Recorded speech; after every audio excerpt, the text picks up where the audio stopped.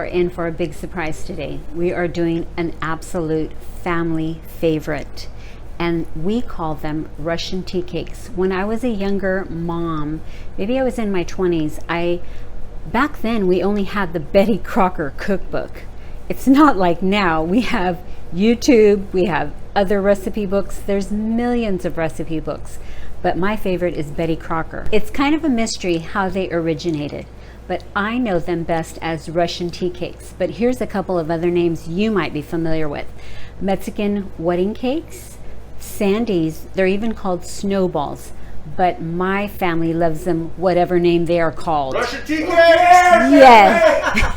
They love them. So, you know what? It's warming up. It's about autumn.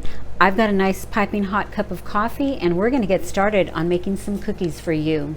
I'm going over the ingredients now. These are the things you'll need. There's very few ingredients, and this will be put together in a matter of probably under 2 minutes. You'll need powdered sugar. It doesn't matter the brand on the powdered sugar. You will need butter. You will need real butter, not margarine. You cannot use margarine. The cookie will be flat.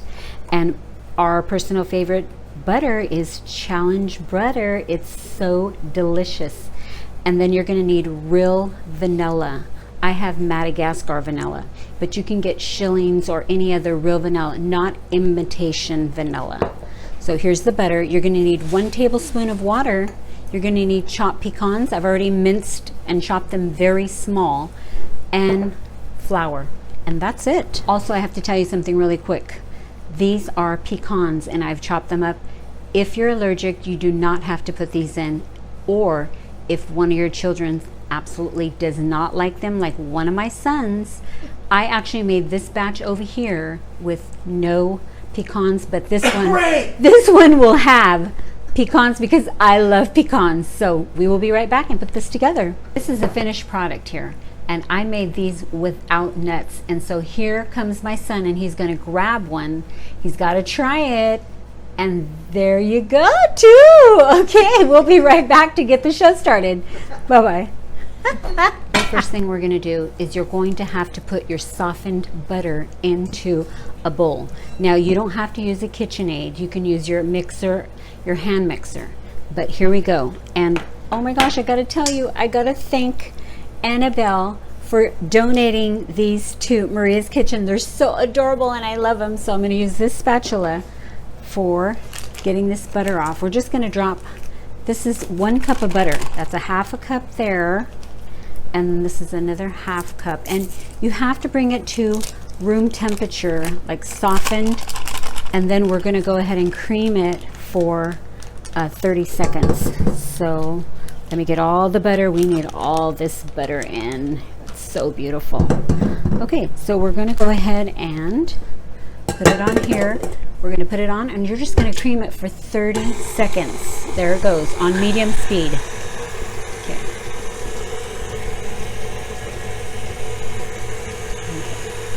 Just leave it a few seconds.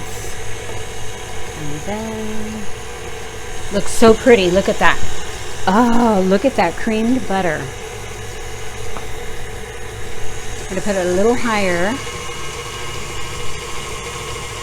And then I'm going to stop it real quick, and that's about 30 seconds, and I'm going to add the half cup of powdered sugar, and we'll do it on low for a little bit. Put it a little higher so it doesn't splash everywhere. We're going to then drop in our tablespoon of water. We're going to put I actually put a teaspoon or a heaping cap full of the Madagascar vanilla. And I'm going to put it a little higher.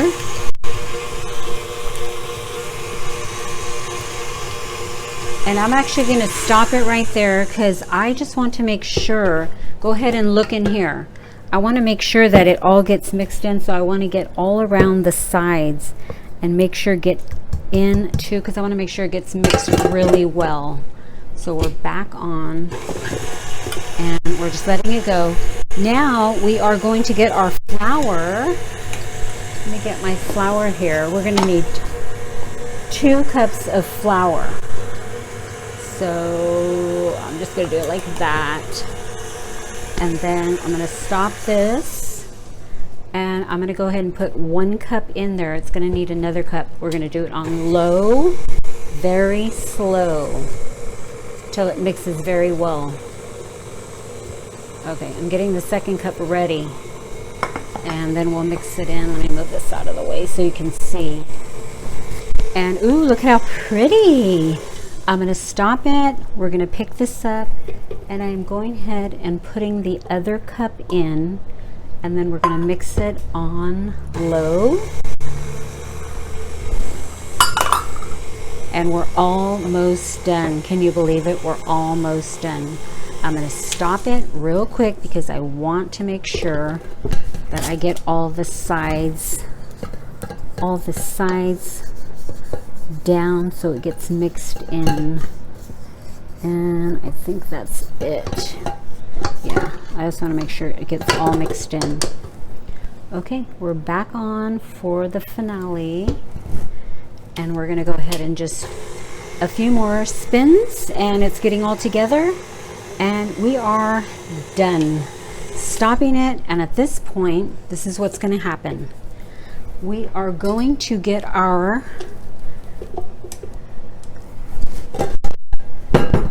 we're getting this off. I'm going to get this all off of here, and we'll be back, and we'll put the nuts in, and I'll be right back. You are going to pour in 3/4 cup of chopped pecans, and I did them very small. And the reason you want them small is because when you're rolling the balls, if they're too big, they're just going to be really hard to roll. So I'm stirring in the pecans, and then we're going to roll them into balls, 1-inch balls approximately, and they're not going to get real brown on the top, just brown on the bottom. 15 minutes in a 325-degree oven. I already have the oven on, and so now this is what you're going to do. This recipe, actually, you do not have to put in the refrigerator. There's some recipes that you do have to put it in for 30 minutes, but not this one, which I love, because we don't have time to wait. So you're actually going to start getting them into a ball, cookie sheet, ungreased cookie sheet. You don't even have to grease your cookie sheet. Well, this one's kind of big, but you're going to actually roll them into just approximately 1-inch balls, and I'm going to keep rolling, and look how beautiful those look. And that's about the distance you want them, about 1 inch apart. They don't really puff up very much, but I'm going to continue to roll, and we will be back and put them in the oven.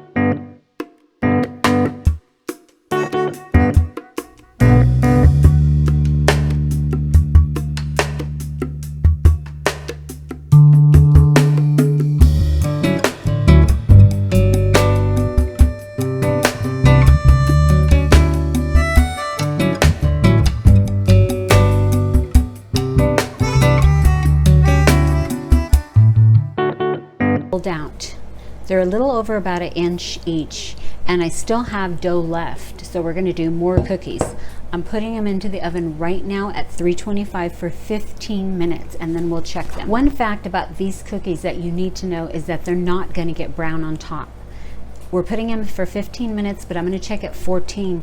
Only the bottoms will become light brown, and they will still be done. So we'll check at 14 minutes. They're done. It's been 15 minutes, and I did check them, and they are perfect. I turned the oven off, and here they are, and they are perfect. They're not going to be very brown on the top, and this is what you want. They're going to be light brown on the bottom. This is what you want to see. This is perfect. So we are going to let them cool for a minute or two, and then I'll come right back and we'll start rolling. Before I get started, I have to give a big thanks to my Thea Ruby.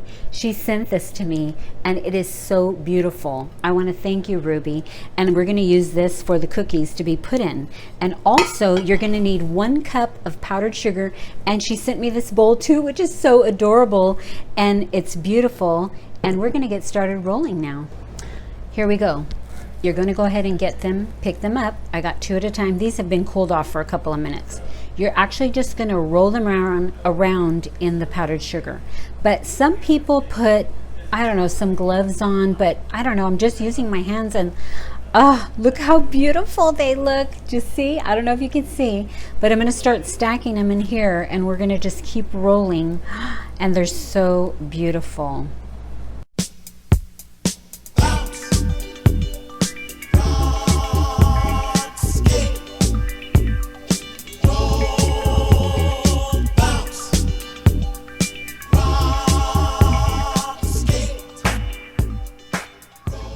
Here they are. They're rolled. They're so beautiful, and I can't wait to get one. This one in the plate here has been rolled one time. You can roll them twice if you want them extra covered and white. I rolled these twice. So here they are. I want to show you a few things that you can do to package them up. This right here, I just put 2, and it could be packaged up and put a treat for someone you might want to give something to. Actually, this is a small gift you can give someone. I put some in here, packaged them in, and then I just wanted to show you that you can just tie a ribbon around, and this is a perfect gift. I give you a few ideas here, things to do with the Russian tea cakes. But we are at the end of the show now, and I am going to give you the scripture of the day. Oh, wait, I have to try one. And here it goes. They're so fluffy and beautiful. They're so light. They're so fluffy. And I just have to tell you, they've already been disappearing. While I was off camera, my sons came and grabbed some, so you see less in this picture. Thank you so much for spending time with me today. This was a really easy recipe, and you have to try it. Whether you want it with pecans or without, either way, it's fabulous and delicious. So you've got to try these cookies. These Russian tea cakes from Betty Crocker are, I think, personally, the best. You try it yourself, and then you comment below on the description and you let me know. So now we are in the scripture of the day, 2 Corinthians 13:14. May the grace of the Lord Jesus Christ and the love of God and the fellowship of the Holy Spirit be with you all. Thank you so much, and I want you to come back again and spend time with me. Bye, and have a good day.